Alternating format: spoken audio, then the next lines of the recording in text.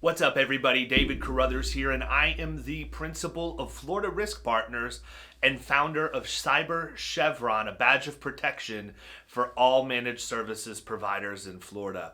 And I wanted to come to you in Cybersecurity Month to talk about things you need to be looking at when you're looking at your insurance renewal.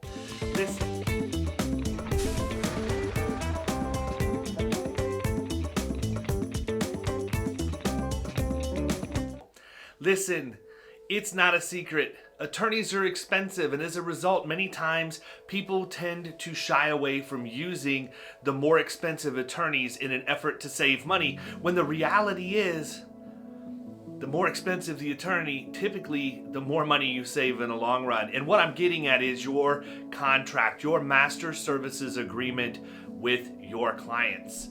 You need to have a rock solid master services agreement drafted by an attorney to make sure that you have all the right language in there to be protected in the event that one of your clients does something that gives a malicious attacker access to your systems.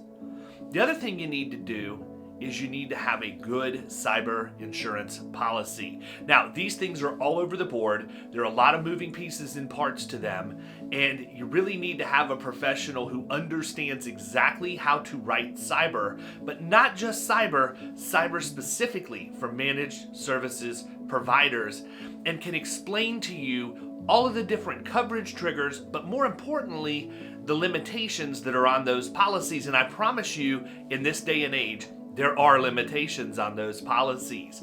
So pull it out, dust it off. This is the year you need to give somebody the opportunity to review it, because this landscape has changed dramatically over the course of the last several years. The third thing I want you to do is I want you to look at your master services agreement and see if it requires your clients to carry cyber insurance. It's extremely important that they do. That is your first line of defense. It's not a secret. Getting insurance for a managed services provider in today's environment is nearly impossible.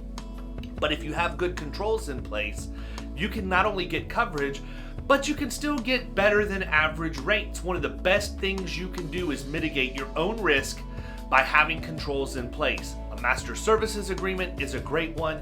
Multi-factor authentication we all know about. Endpoint detection is a huge buzzword at this point. But one I think that is often overlooked is getting certificates of insurance from your clients, because you have required them to carry their own cyber limits as well.